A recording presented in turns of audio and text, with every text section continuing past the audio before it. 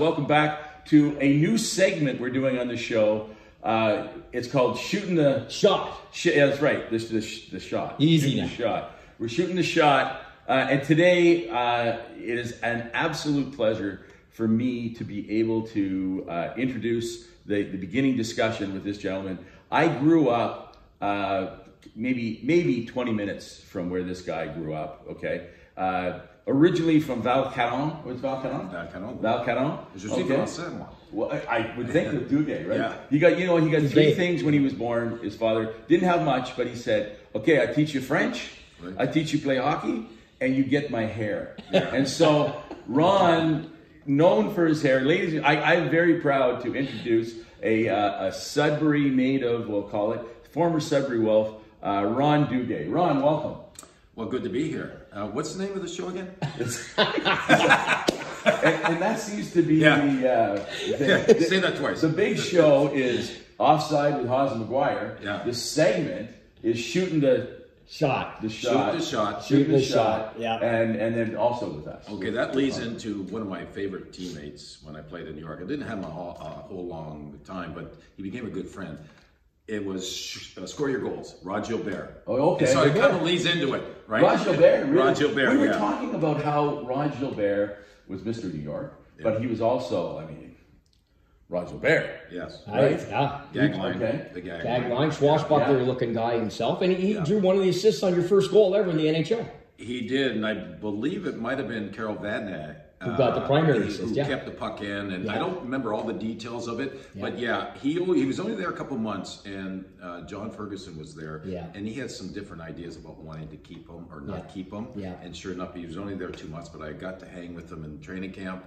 A couple months, we played a few shifts together, and I happened to score my first goal with the great Rod Gilbert, who was, after that, mentored me, not on the ice, but off the ice, a lot of stuff off the ice. So he became a good friend. It doesn't seem like you needed much mentoring from all the press. Well, I come from Val-Caron. Although, I had my fun in Sudbury, played there 4 years, was there as a 15-year-old, played there 4 years. And I became very popular there because, the better you do, more popular you get. So I had my fun at a certain level. Yeah. So by the time I left the Wolves, I think I was 19, which that was the year before they had 18-year-olds playing the NHL, but they changed it my draft year, which was a kind of a good thing because I don't think I was ready yet to go play in the NHL. I got to play it next year. So my point is this, I got to spend some quality time in Sudbury. Right. I did go out and did have some fun. So by the time I got to New York, of course, it's big, it's grand, right? Yeah. And but it's either you have it in you or you don't. Either you're going to be afraid of it or you're going to embrace it. Yeah. And so, I was always grounded in not wanting to get in trouble.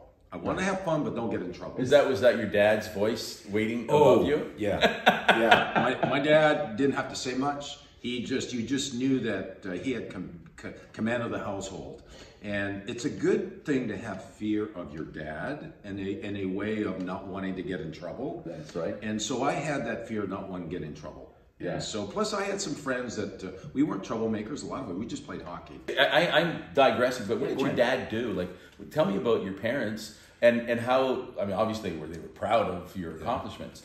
So, in Sudbury, there's a lot of mining going on, Inco and Falconbridge. So my dad worked at Falconbridge. Okay. And he left school at the age of, in the 6th grade, so did my mom, and they decided back then, let's get a trade. So my dad went and he became an electrician. So he was an electrician underground in Falconbridge for over 35 years. Wow. So I didn't know much about mining or going underground. All I knew is I didn't want to be a miner because often it wasn't in good conditions. So my dad was a miner, and the one thing that I saw in him, because he didn't talk about it, is that health and fitness. Right. So my dad was a bodybuilder.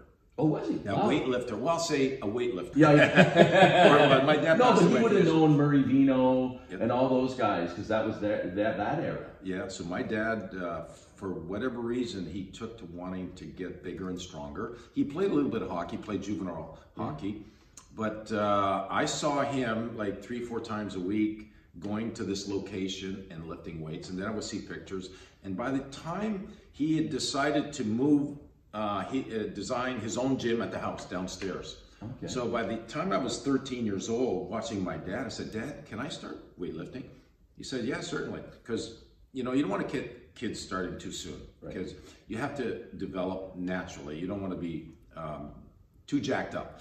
And so by the age of 13, I started lifting weights, and I saw that I enjoyed it. And I would do it in the summertime, in the off season. And by the time I stepped on the ice, I saw a difference. Because my dad said, "You're going to get a little bigger, a little stronger, a little faster." And when I started to see getting faster, and then with my height, every summer that's what I did. So I credit my dad, where bodybuilding and weightlifting, that wasn't a big deal back then. No. So through my junior years, I just kept getting stronger. And of course, you know, during those times, early 70s, that's when hockey was tough. Like, you had to man up. So you had to have, there was a lot of fighting. So you had to have strength to be able to protect yourself, you know, take hits and all that. So it lined up with my frame and my size, and it kind of got me through junior hockey. And by the time I got to the NHL, I was strong enough, fast enough. That was my advantage over everyone else. I'm 6'2", and I can skate faster than most guys. So I credit my dad for teaching me how to health and fitness.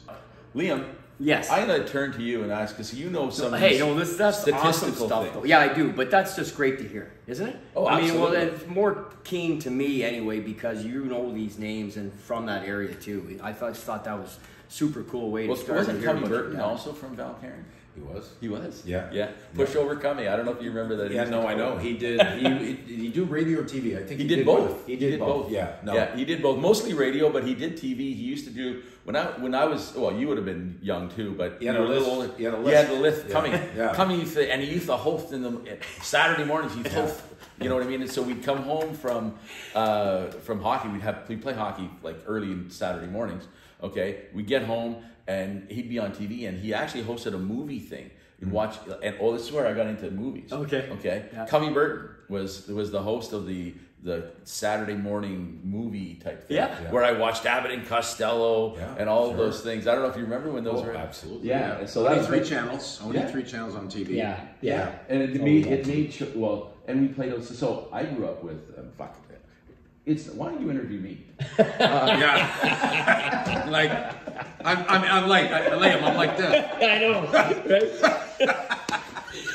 I'm in the car with this guy all day. I know what you're talking about. All right. You know what? No, but you grew up with Randy Boyd and Jimmy Fox and Fox's brother in that area, Coniston guys, and that's, you know, A lot of good players out of Sudbury. Yeah, tons. Well, Northern Ontario is such a hotbed. The mines used to recruit from all over the best athletes in ball and hockey and whatever, and they played for the teams, like the teams. And that's where you ended up with the Boyds and the Foxes, and they all come in to Sudbury. Not to mention there was no jobs anywhere else. And, you know, it was a great, I say this all the time.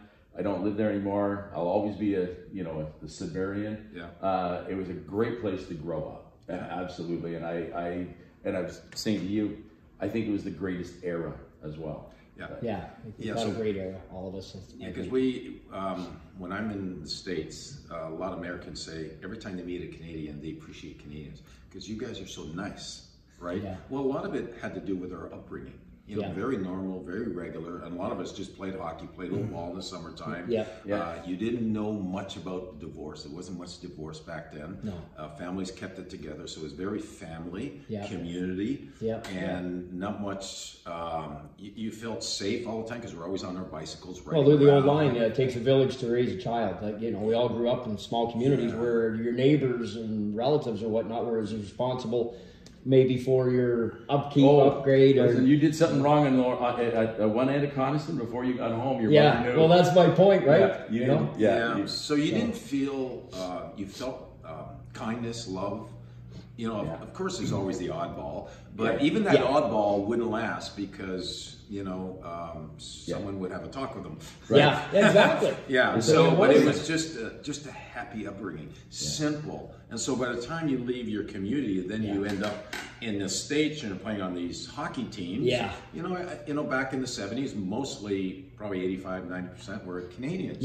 And so I like to think that we carried ourselves well, although we do like to have fun. And party and all that. We're going to ask you about that, Ron. We're not letting you go today without touching on some of that, but we've got to get some of the hockey stuff. We do. Okay, sorry. Yeah, well, I just want to go right into those late 70s Rangers teams that, that did things like knocked off the Islanders and you end up going to the Stanley Cup final. And you got to ask you about that, Ron, what that was like going there. And if you could morph from playing in the final and offer up a thought, a comment on anything on Phil Esposito. Who we're going to see on this tour as well, who was a teammate of yours, is a hockey legend and icon, not just for 72, but with the Bruins and the Stanley Cup. If you could share some Ranger memories in the Stanley Cup final and playing with Espo. Well, when you mention Espo, I've had the great pleasure of being a teammate, and then later on became coach and manager. So I've got to see all sides of Espo. And the thing is with Espo, he was the same all the time. As a teammate, as a coach, as a manager, he was the same guy all the time. But I have to back up to when I was 14 years old, when we all watched 1972 Canada Cup. Yeah. And what stood out to me more than anything, well, the fact that the Canadians were able to come back and beat the Russians was a big deal. Absolutely. Big deal. Probably the biggest hockey thing ever. Yeah. Because we were in the hole and going to Russia, didn't think they were going to come back. But it was Espo in Vancouver when they were down 3-1, and essentially he was interviewed on the ice, that famous interview, and he spoke from the heart. That speech had me think, or had me look at this man, which I didn't know. I said, no, that's leadership. That's leadership. He said what he had to say. He was upset with the fans, and he told them right to their face. And he said, we're going to go over there, we're going to go win. And sure enough, he goes over there, he dominated. When you look at everything that was done on the ice, the goals that he scored, but he had, more than anyone else. Now, they all played hard, they all did their thing, Paul Henderson, Yvon Cournoyer, they all did their thing, but Espo stood up more than anything else. So that impression on me was, that's what it looks like to be a leader. Now, I can just be a player and just play, but to have a leadership quality where everybody says, wow, he's different. So now, 79 and 77, I get drafted by the New York Rangers. And so I'm called in June. I'm going to go to New York, and I'm going to probably just meet John Ferguson. I had no idea who was going to be there. I can remember getting to New York. I think it was the first time getting on a plane flight to New York. Here I am, Madison Square Garden. I walked up to the office, and the first two men I meet is Phil Esposito and Rod Gilbert. No way. I'm like, and they didn't give me a heads up, and this was like a wow to me, because they have big personalities, and they're great guys, and they welcomed me right away. And so that was my first wow. I made it. I'm in New York, and I still have to make the team. And so now I can tell you, we can probably spend a good 30 minutes right now, tell you what my first week was like in New York in June. So Rod Gilbert introduced me, he says, Ron, we're gonna take you out today. I said, what do you mean? Well, it's a little bit of initiation. Well, we haven't even started. No. We're gonna take you out. So it's, Espo doesn't come now. Espo's gotta go home to his wife, but him and Steve Vickers was on the team. Says, we're gonna go to a spa.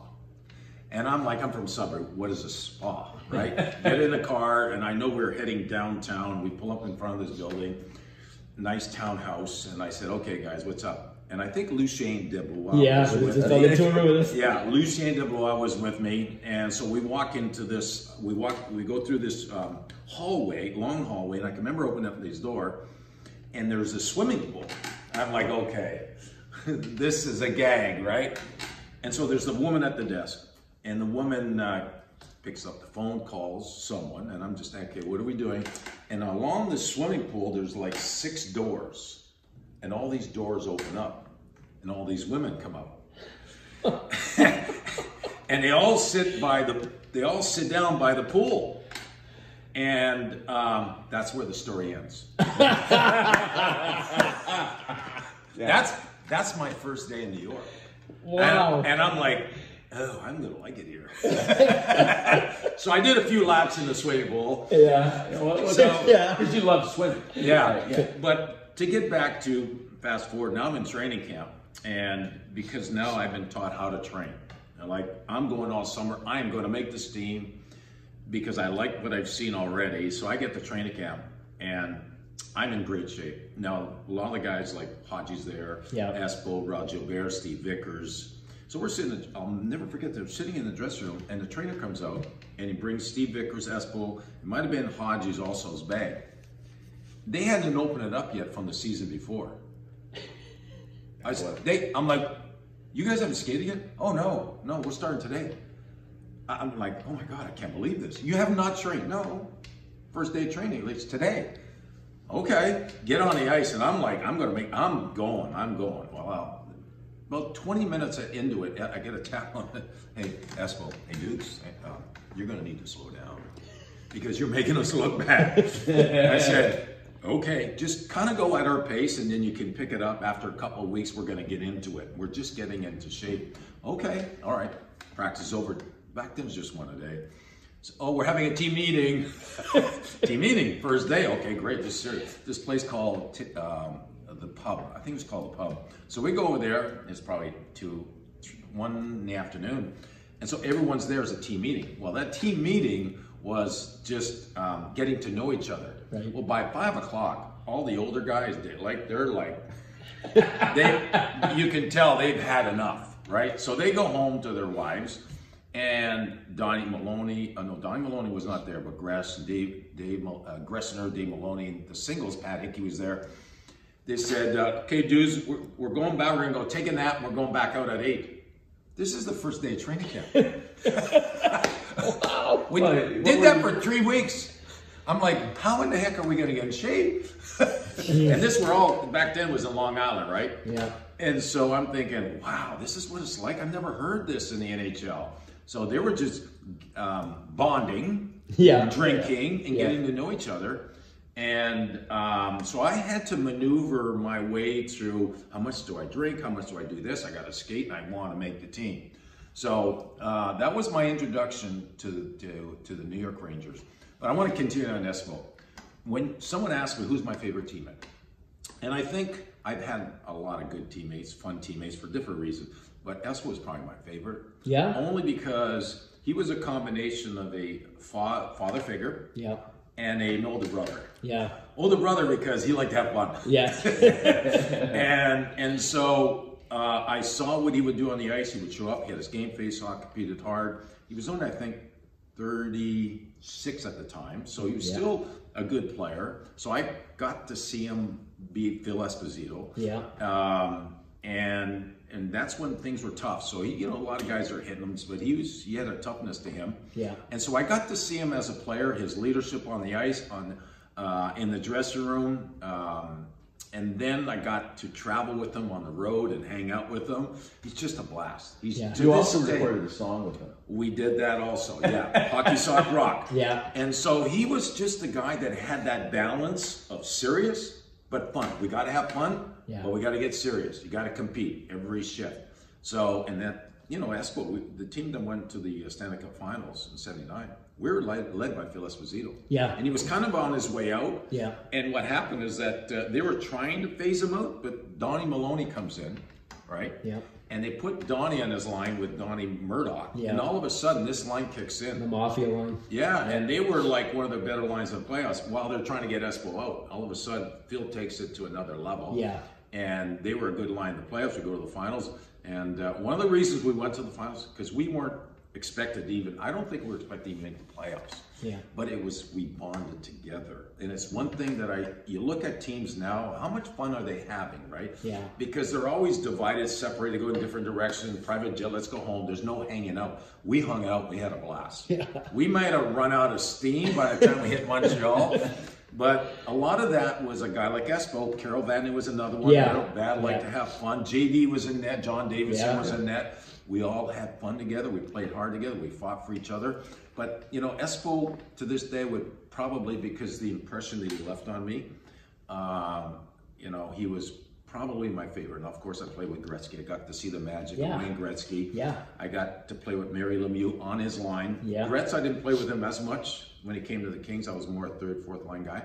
But I got to see the magic of Gretz, to see what he was really made of, practice, off the ice. And he's another guy, I guess, with Gretz is like, he played hard, but he wanted to have fun. Yeah. He loved his teammates, and he had a passion for the game. when you look at what he went through, all the Stanley Cups he won, Yeah. and in between, because I played Canada Cup with Gretz, Yeah. when you look at, there's no break, not much of a break. You win the Stanley Cup, and all of a sudden now he's got to go play for Canada Cup. I Team know. Canada. I know. He was just happy to go. Did you see Always- anything different with him, like in terms of practice or off ice, that made him this? Like, I understand he must have been given, all of you to a degree, some God-given talent that you then worked and extrapolated to become what you were. But him at his level, like, did you see anything, practice or in the dressing room, or off the ice, anything that made him a little different? He was just consistent. Yeah. He practiced the way he played. It's not like he plays at a fast pace. No. He's just a magician with the puck, and he's always very calm, confident. And so what you saw in the game, a lot of it you saw on the ice. Like, he wasn't slacking off. Yeah. And I've listened to several of his interviews recently, and he talks about his dad, how his dad would speak to him with a lot of wisdom. Yeah. And he let him know early on, listen, you're great. He's great. You see how you're great, but you have to be great all the time. You can't slack off. And Gretz talked about, he had played the one game, I think, I don't know how old he was, maybe 12. It was at the end of the season, and it was kind of an exhibition game. And Gretz didn't take it real seriously, and they lost 8-1. And his dad on the way home addressed it, say, so Gretz, and a lot of people wanted to go see him, right? Yeah. Phenom, right? Of course. And they lost 8-1, and his dad was talking, so how'd you feel you played? Okay, but he said, well, it's no big deal, it's just not. And that's when he said, look, just so you know, you had a lot of people come up and watch you. And so that's kind of a pressure on you, but you have to be on all the time. Yeah. And Gretz says, I took that for the rest of my career. He said, even every time I played an exhibition game, he says, I took it like it was a game 7.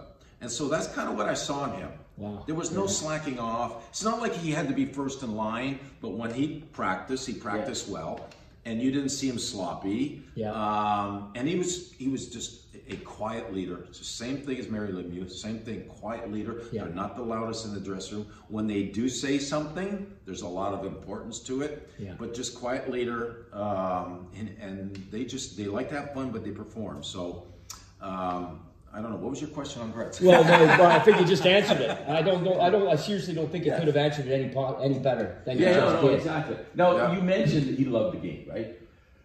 And it's obvious from your post-NHL career, and even the fact that you still play now, like you engage in the charity work and you play and you are a part of the sport. So I'm assuming that you love to play still.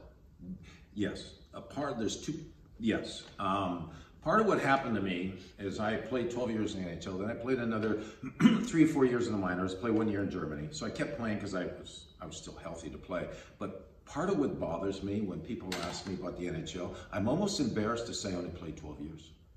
It's hard for me to say I only played 12 years. I should have played 16.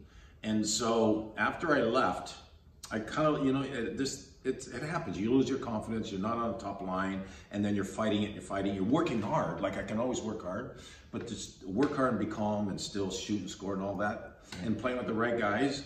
And so to this day, you ask me, I am 12 years. And it's like someone, 12? Yeah. But to this day, I'm still chasing a goal.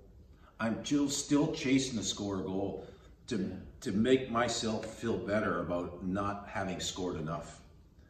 So, and I never put a lot of pressure on myself. I just played.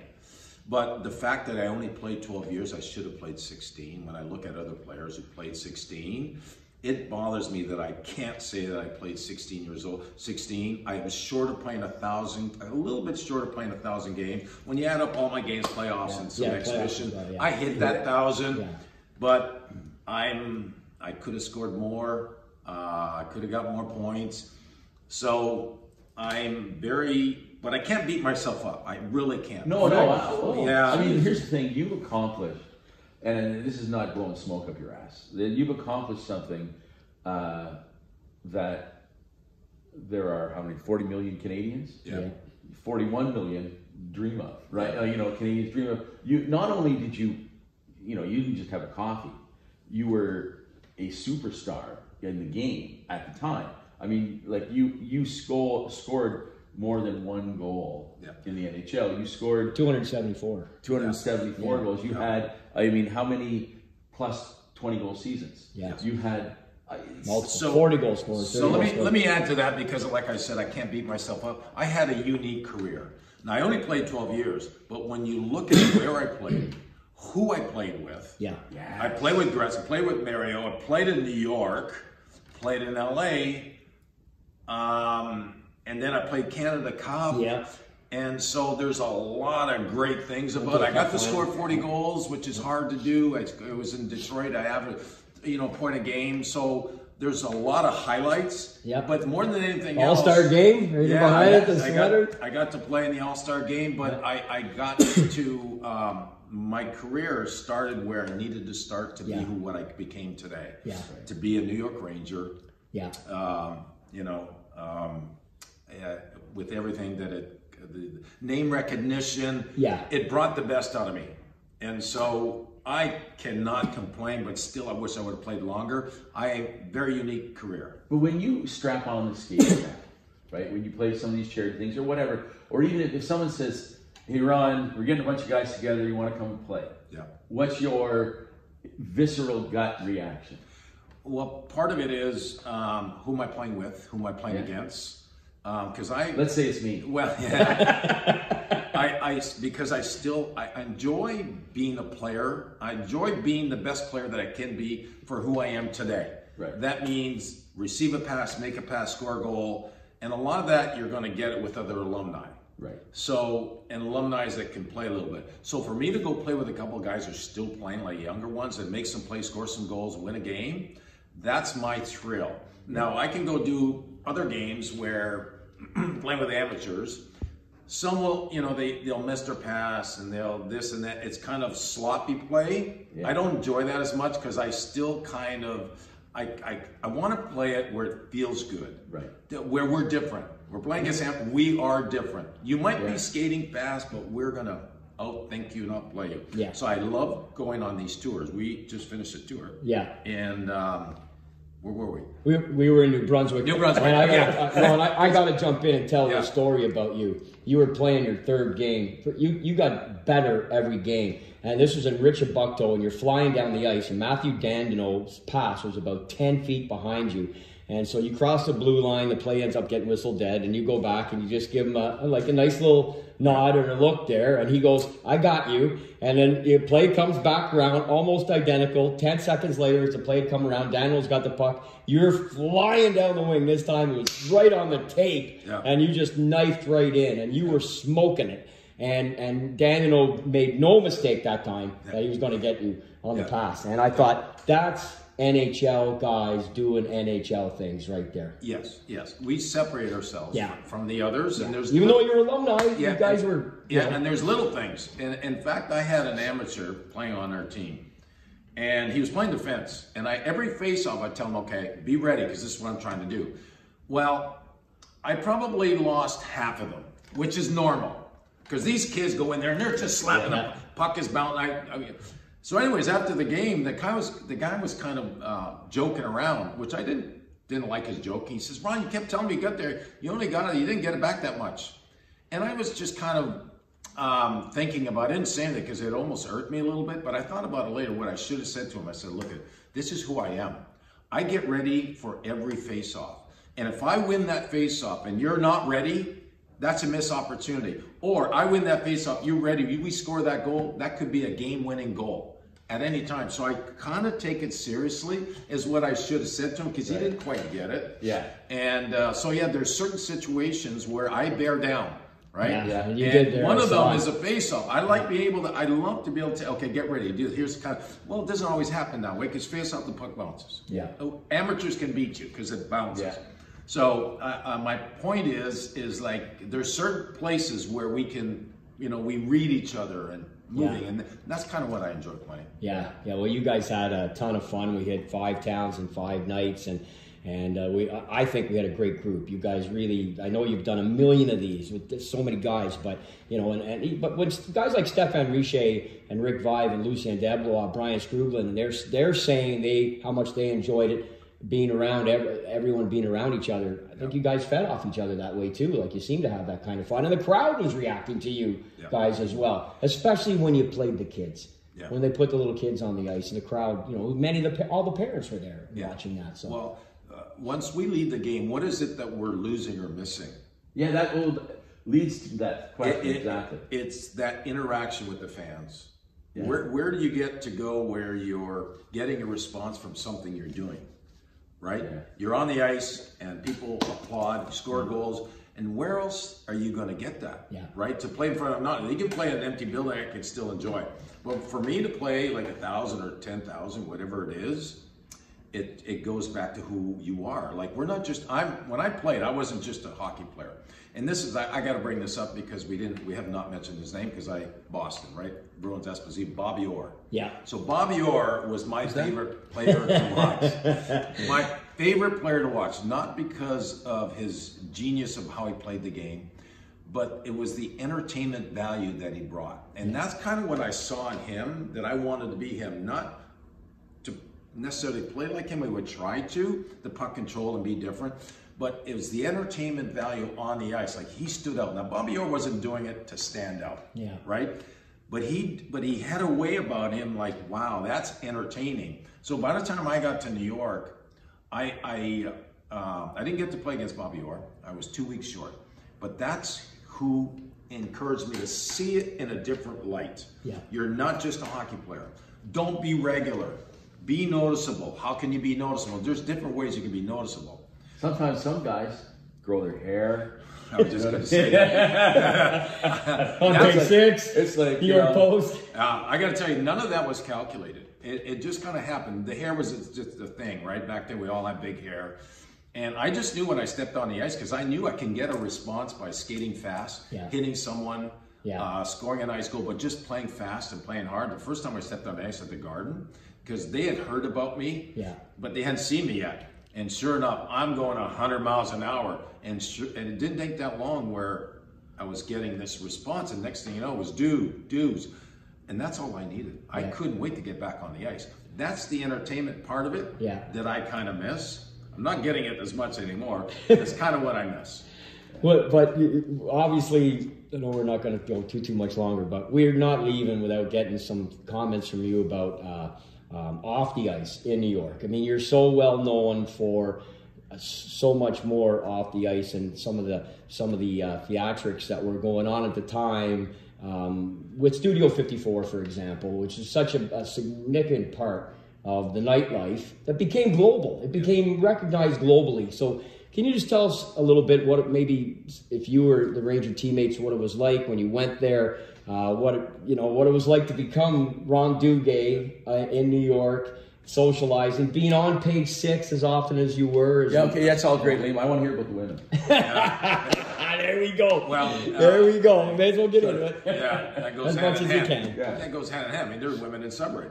There are. That's right. There are. Coniston. and you know what? And I love them all. Yes. Yeah. So I was introduced to Studio because it opened in '77, April '77. So I'm just now getting there. Right. And sure enough, Rod Gilbert's there, and he knows everyone in town. Some of his good friends was Andy Warhol and everyone who knew Andy Warhol. Yeah. So he was introduced to Studio before I was, and so at one point, Rod said, "Hey, come on, I'm gonna take you to Studio 54." Now I don't remember the first time I got there, but I do remember as I went along. I don't say that I was intimidated by it, because you walk into this room and it was a theater, like a regular theater, but they kept it dark, and you walk in dark, and then there was this beautiful dance floor with, the disco balls and that sort of, and there was an upper deck and all of that, and then sofas all around the dance floor. And I can kind of remember, okay, it's not weird, it's just music and it's fun. And you'd been to the Brock dance? Yeah. The Ambassador, the Fruit Hotel, and all of that. So I understood music, I understood dancing, and so it was kind of not a big deal until you start really recognizing some folks that were there, and you start getting introduced to people. So for me, it wasn't until it was probably that season where I started to get some recognition. Yeah. And so when that happens, and the one who gave me the most recognition because I got to meet Andy Warhol. I got to be around him and meet a lot of the people that knew him, and that was many. Well, you just showed us some stuff that he autographed for you. No. They're portraits of Ron by Andy Warhol. But the book as well. The #1 postmodern artist in America. I mean, he's not world renowned. Is like it's kind of dulling it down. Yeah. But anyway, sorry, I get excited. So just so you know, there's only 3 hockey players that have been on the cover. So it was Rod Gilbert the first, me the second. Who would be the third? Wayne. Well, yeah. So it was great. So there's only 3 of us that have been on the cover. He's put other athletes. And so anyway, so in my I meet everyone, but it's kind of low key, right? Because I'm still not Ron Duguay yet. So it wasn't until Andy decided, you know, I'd like to put you on the cover of my magazine. I said, okay, whatever it takes. And I have some pictures of being in the studio. He takes Polaroids and all of that. And so he puts me on the magazine. Well, everything open, all the doors open wide open. I can remember the week after I get a call, and back then it was Gulf and Western that owned the Rangers. And so someone calls, Steven Spielberg calls Gulf and Western. We want to meet this guy, Ron Duguay. I'm just reading about him in the interview. Want to meet with him. Okay. And so, I'm kind of getting why. He says, well, he's getting ready to shoot this movie. It's called Raiders of the Lost Ark. Oh, dog, if you tell me that you turned down a role in Raiders of the Lost Ark, I'll have to hit you with the pool. Yeah. No, I didn't, but I was being interviewed by him to see if he thought that I would, because I hadn't done any acting, but he'd like to find kind of gold in the sand, right? Yeah. Just find that one person that out of nowhere might fit the bill. So he meets me, and I have no idea how to handle this interview. So I'm just kind of being myself. And actually, I was kind of shy and quiet. I'm being a little intimidated with Steven Spielberg.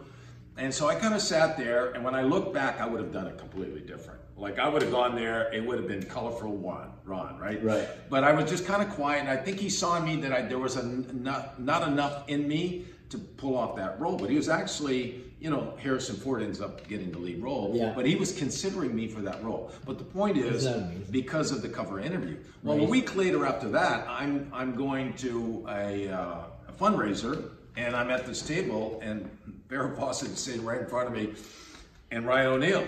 And Farrah looks at me, she goes, yeah, I just read about you. And I'm like, yeah? And this is beautiful Farrah Fawcett. Yeah, this is Farrah sweet as can be. Yeah. But she brought the anchor with her. So no, I shouldn't say that. He just passed away. Yeah. And so a very, very nice couple. Anyways, she was in the city doing a Broadway play. I think it's called Burning. Burning Bed. Burning Bed? Yeah, Broadway play. She was there for a little bit, and she kind of said to me, "Hey, if you want to come and watch, the Broadway play, you're welcome to come by." And I'm like, "Well, I'm going to wait till he leaves town." And so this is really offside. Yeah. McGuire. So my wingman at the time, well, I had a couple of them. John McEnroe, who you know, and the other one was Eddie Meal. Oh my God! So Eddie's awesome. Yeah. You got to interview Eddie sometime because you want to hear about my life. Yeah. Eddie remembers everything. I said, Eddie, we're going to Broadway play tonight. He goes, why? I said, well, let's just go. It's fair. Oh, okay, I'm coming. So we go, and I have no idea. Back then, no cell phones. Right? You don't know how to communicate. I said, Eddie, let's just go knock on the door in the green room. Well, sure enough, go, and they didn't actually let us go back there. And there might have been one security, they recognized me, so I knock on the door and Farrah answers, right? And she was like happy to see me, and so okay. And so Eddie I would tell Eddie, I said, if I give you a look, like a wink, just leave. You're good. And so, anyways, she says, well, what are you doing tomorrow night? I said, well, I don't have any plans. She said, you want to go for dinner? And so that's where the story ends. Here we go again. You know what? Farrah Fawcett. Okay, all right. Everything's gorgeous off. woman. The cameras are shut off now. Okay, now what really? Yeah. So that okay. Sorry. Well, I just got to ask, though, Ron. Like all that's happening, and Studio 54 is exploding. Warhol puts you on the cover. How's the relationship with your teammates? Like how's Is anything like? Are you missing curfew at all? Are you like? Are they saying things in the room? I know you got Wingman, you got Mio, you got Gresh, you got some of the guys. Barry Beck. Donnie Murdoch. Well, Donnie Murdoch. Yeah, so Donnie Murdoch on my second year, I'd heard all about Donnie Murdoch, and so because he was suspended for 40 games for doing illegal drugs, and so by the time he gets there, I had heard everything about him. That's my first year at the first 40 games. And sure enough, he said, let's go to studio. I'm like, okay. And so him and I, we had a lot of fun. Yeah. And I'm not going to get into the details of it, but we had a lot of fun. He was really him. And then Barry Beck shows up, and then Barry would go. Most of the guys didn't want to go. No way. No, they would love to just go to a pub. Some of them lived in Westchester, like Steve Vickers wasn't going to go. Yeah. A lot of the guys didn't go. It was just me, Barry Beck, a little bit of Gressner, and Donnie Murdoch, and that was it. As long as when I got to practice, and that's the other thing, you got to ask Espo. Yeah. When you talk to him, Espo's responsibility is to make sure I got to practice. Really? Yeah. He'd have to pick up me and Donnie Murdoch in the city. Way. Yeah. He'd have to make sure that we got there, but he loved it. You know why he loved it? He goes, okay, guys, do not fall asleep. I want to hear about what happened last night. And Espo would just... He's winning vicariously for you. Yeah, we'd have to stay awake just to freaking tell him what happened the night before. So anyways, Espo was awesome that way, because that's what I said. He was like, he kind of took care of it, make sure we got the practice, and and then we got to have more fun with them on the road, because we go out every night before the game. It was, we're just drinking wine tonight, guys. That's it. Okay. Well, the whole table was full of bottles of wine. So everybody would come walking out of there. Okay, we're just drinking wine tonight. We had so much fun. So I have one last question. Yep. Okay, you go to karaoke with your guy. What's the song? I know this is top-notch journalism here. Okay? What's your go-to song? If you had a karaoke you have a karaoke song other than Hockey Sock Rock. Here's the thing with how my mind works. There's a lot of things that I remember, don't remember for good reason or bad reason. I struggle with remembering words to a whole song. I really do, and it bothers me that I don't. And maybe because I don't try hard enough. But I was a big Bee Gees fan. Okay. And Elvis. I loved Elvis. And I love the Bee Gees, and Rod Stewart. That was kind of the music that was being played at Studio 54 because it was disco. Right. So I could not sing a whole song. I would have to practice and learn, because my brain just works differently. Some are really good at remembering and retaining stuff. Yeah, I'm not. So I couldn't sing a whole song. I would have to. Okay, so you're doing a duet. You're going with a bunch of guys. What's the song? I don't know. It could be like, I love Hotel California. I love the Eagles also. Yeah.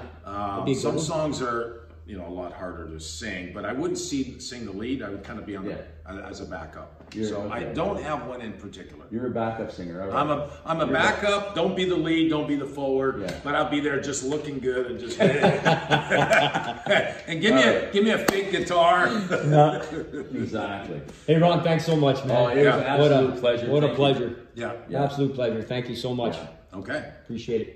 And thank you guys for watching. This has been Ron Duguay. This is Offside with Haas McGuire. I'm Haas. I'm McGuire. And score your goals.